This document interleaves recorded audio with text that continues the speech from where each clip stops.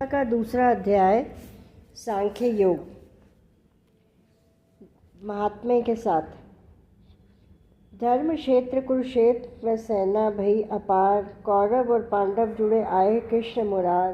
धृतराष्ट्र पूछन लगे कहो संजय श्रीमान, क्या होत कुरुक्षेत्र में हमसे करो बखान।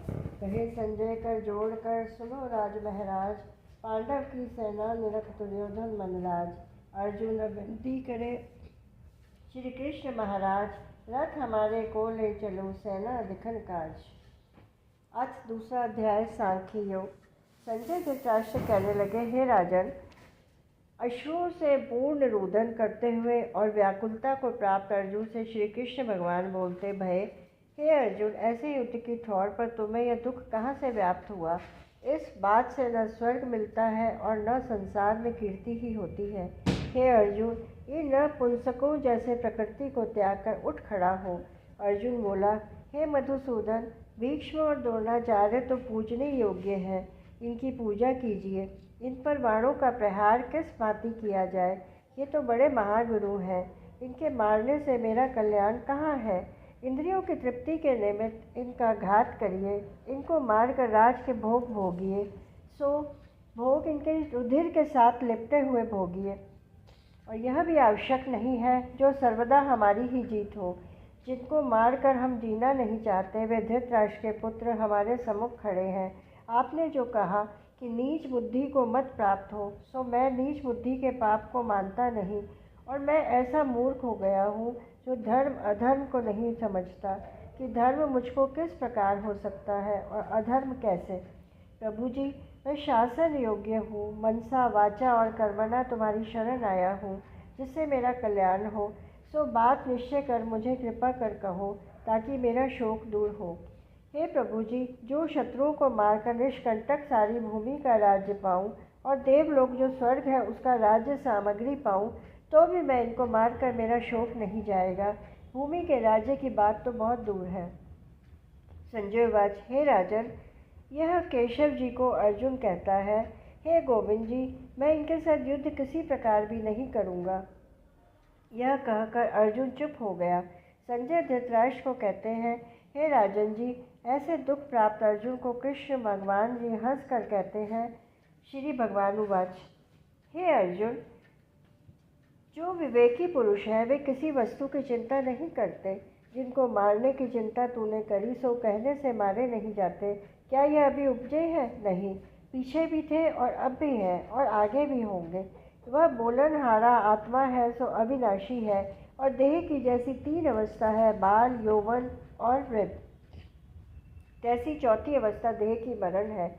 विवेकी पुरुष आत्मा को अविनाशी जानते हैं और देह का मरण ही धर्म है। जानकर बुद्धिमान किसी का शोक नहीं करता। हे कुंती नंदन अर्जुन, तुझको इंद्रियों का ज्ञान प्राप्त हुआ, सो यह ज्ञान सुख दुख और शीत उष्ण का दाता है। इनसे सुख दुख प्राप्त भी होता है और मिट भी जाता है, यह तो होने वाला ही है। हे अर्जुन, तू इनको संहार कर। हे श्रेष्ठ अर्जुन, जिनको इंद्रियों के सुख और दुख अपनी निश्चलता से चलाए मार न कर सके हैं, उन्हीं पुरुषों ने अमृत पान किया है, सोई पुरुष अमर हुए हैं। हे अर्जुन, यह जो समस्त देह में आत्मा व्यापी है, जिसको तू अविनाशी जान। यह किसी के कहने से मारा नहीं जाता। शरीर उपजते भी हैं और विनाश भी होते हैं, और आत्मा नित्य और अमर है। फिर कैसा निराहार है, कुछ खाता पीता नहीं और आत्मा की मर्यादा भी नहीं। युद्ध करके कोई कहे कि अमुक को मैंने मारा है या अमुक ने मुझे मारा है, तो वह दोनों कुछ नहीं समझते। न ही मरा और न ही किसी ने मारा है। आत्मा कैसा है, कभी जन्मता भी नहीं और मरता भी नहीं है, और यह भी नहीं जो कभी होता है कभी नहीं भी होता है। और आत्मा सर्वथा अजर है, जन्म मरण से रहित है, नित्य विनाशी है, शाश्वत है, ज्ञात पुरातन है, और किसी के कहे से मारा भी नहीं जाता। शरीर मरते जन्मते हैं, जिनका मरना ही धर्म है, परंतु मरण आत्मा का धर्म नहीं। हे अर्जुन, जिन्होंने ऐसा अविनाशी आत्मा को नहीं पहचाना, वही पुरुष कहते हैं कि किसी को हमने मारा या अमुक ने हमें मारा। देह और आत्मा का संयोग अर्थात इकट्ठा होना किस भांति है सुन। जैसे पुराना वस्त्र उतारा और नया पहन लिया, इसी भांति आत्मा पुरातन देह छोड़कर नया देह धारण कर लेता है। फिर आत्मा कैसी है? शस्त्रों से काटा नहीं जाता, अग्नि से जलाया नहीं जा सकता और जल में डूबता नहीं, पवन से सूखता नहीं। आत्मा छेदने काटने से रहित, जलने डूबने और सूखने से रहित है, अविनाशी है, सर्वव्यापी है, सर्व देहों से भरपूर है। इसी से निश्चय कहा जाता है कि सनातन पुरातन है। फिर कैसा है? आत्मा अव्यय है, किसी ने देखा भी नहीं है, अचिंत्य है, चित्वय नहीं और अकर्ता है और काम काज भी नहीं करता। हे अर्जुन, जिन्होंने ऐसी आत्मा को पहचाना है सो किसकी चिंता करें? आत्मा तो ऐसा है जैसे मैंने तुमसे कहा है। हे महाबाबो, जो आत्मा को ऐसा न जानते तो भी किसी बात की चिंता नहीं करनी चाहिए। जो जन्मा है सो निश्चय कर वो मरेगा, जो मरे हैं उनका निश्चय कर जन्म है। इसी भांति समझकर चिंता नहीं करनी चाहिए।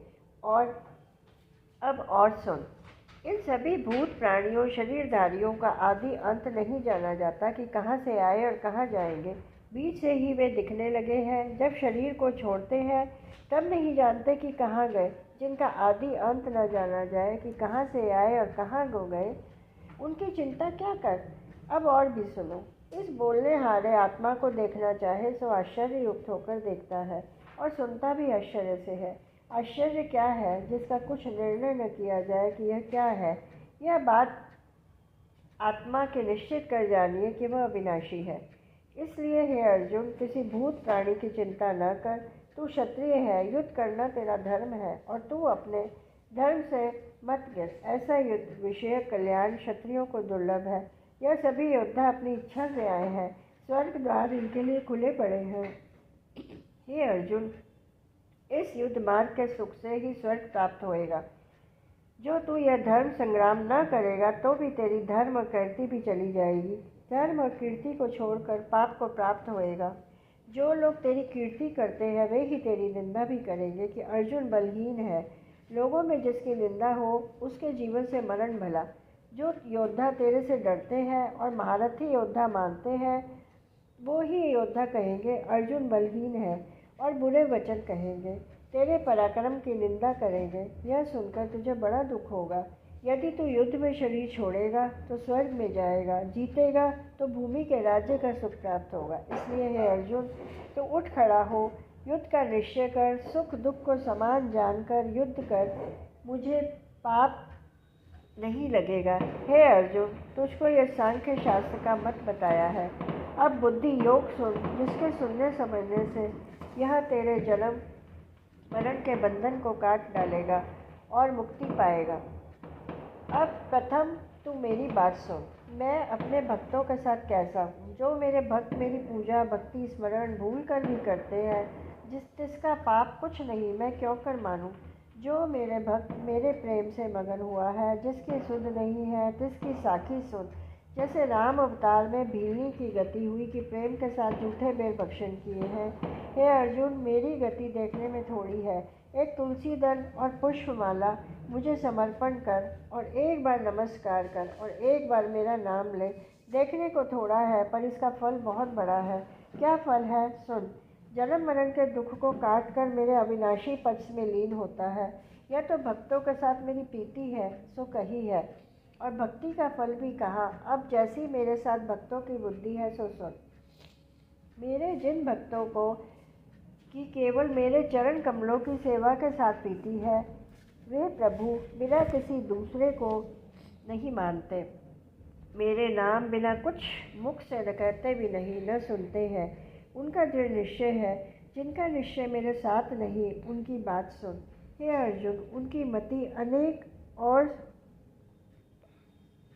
भरमाती रहती है। जिस ओर किसी ने मति लगाई उसी ओर लगी। जिनका निश्चय मेरे साथ नहीं, मीठी मीठी वाणी से श्लोक पढ़ पढ़कर लोगों को सुनाते हैं, देवताओं की भक्ति का उपदेश करते हैं, वे अंधे मूर्ख अपने को पंडित कहलाते हैं। हे अर्जुन, वेद के विवाद से आप भी मोहे हुए हैं और लोगों को भी मोहित करते हैं।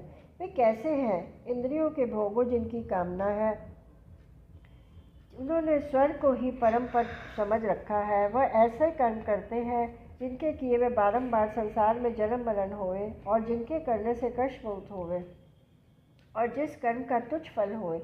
स्वर्ग में गए फिर नीचे गिर पड़े। ऐसे ही जो बुद्धिहीन है, जिनकी कामना इंद्रियों के भोगों में है और संसार में जिनकी अपनी प्रभुता है, इन बातों से बुद्धि अंधी भई, उनकी बुद्धि का निश्चय मेरे में लगता नहीं। हे अर्जुन, वेद का वृतांत सुन। वेद की बुद्धि भी तीनों गुणों में है, तो इन तीनों गुणों से अतीत है। वह कैसा है जहाँ न शीत हो, न उष्ण हो, न जन्म मरण हो। ऐसी जो आत्मा सत्य स्वरूप और नित्य है, तू उनके साथ जुड़। आत्मा के मुख व इंद्रियों के भोगों के सुख में बड़ा भेद है। इसका दृष्टांत सुन। जैसे कुआं, तालाब, नदी, इसके विषय में एक ही कार्य हो। जो कुएं पर जाकर यत्न से जल निकाले तब पान कीजिए, पर भली भांति कुएं में स्नान नहीं होता, वस्त्र भी धोए नहीं जाते। और जो कुआं तालाब छोड़कर नदी में जाए, वही पीने का जल नहीं। स्नान करते वस्त्र धोते हैं, और जब महाप्रलय में जहाँ सातों ही समुद्र एक हो जाते हैं, ऐसे अनंत जल में भली भांति स्नान भी होए, जलपान भी होए, वस्त्र भी धोए। इसी भांति आत्मा ब्रह्म के साथ जुड़कर अनंत सुख पाता है। इस सुख को मेरे उपासक ब्रह्मा, नारद, तपस्वी सब जानते हैं। जिस कारण ऐसा अर्जुन, ऐसा जो आत्मा सुख है, जिसके साथ जुड़ तेरा जो क्षत्रिय धर्म है सो कर। फल कुछ न मान, हार जीत एक समान जान कर युद्ध कर। हर्ष शोक से रहित हो, इनका नाम समता योग है। हे अर्जुन, ऐसे युद्ध योग के साथ जुड़कर पाप पुण्य दोनों को काट डाल और बुद्धि योग कर आत्मा के साथ जुड़, इसका नाम कल्याण हो गए। ऐसे विवेकी पुरुष हैं सो फल किसी कर्म का नहीं चाहते, मेरे साथ जुड़ते हैं, फल चाहते हैं सो नीचमती है। हे अर्जुन, जब तू मेरे साथ बुद्धि को निश्चल करेगा, तब जन्म मरण के बंधन काट कर मेरे अविनाशी पद को प्राप्त होएगा। हे अर्जुन, जब मोह के जाल को तेरी बुद्धि तोड़ेगी, तब जितने शास्त्र सुने हैं उनसे भी विरक्त होगा। तब मेरी बुद्धि निर्मल होगी, तब तू समाधि योग के सुख को जानेगा। श्री कृष्ण भगवान के वचन सुनकर अर्जुन प्रश्न करते हैं, हे केशव, जिसकी निश्चल बुद्धि है, तिनके लक्षण कृपा कर कहो। तिसकी बोली कैसी है, समाधि कैसी है, लोगों के साथ बात किस भांति करता है और चलता बैठता किस भांति है, मैं कैसे समझूं। हे अर्जुन, जिसकी कामना किसी बात पर नहीं उठती, जो अपनी आत्मा को संतुष्ट पाकर संतुष्ट है, उनको तू निश्चल बुद्धि जान। वे कैसा है जिसकी देह को यदि दुख लगे तो चिंता न करे और सुख की इच्छा न करे, किसी से जिसका मोह नहीं और किसी का भय नहीं, किसी के साथ बैर नहीं और किसी के साथ क्रोध नहीं होता है। अब यही दूसरा अध्याय मैं कल कंटिन्यू करूँगी।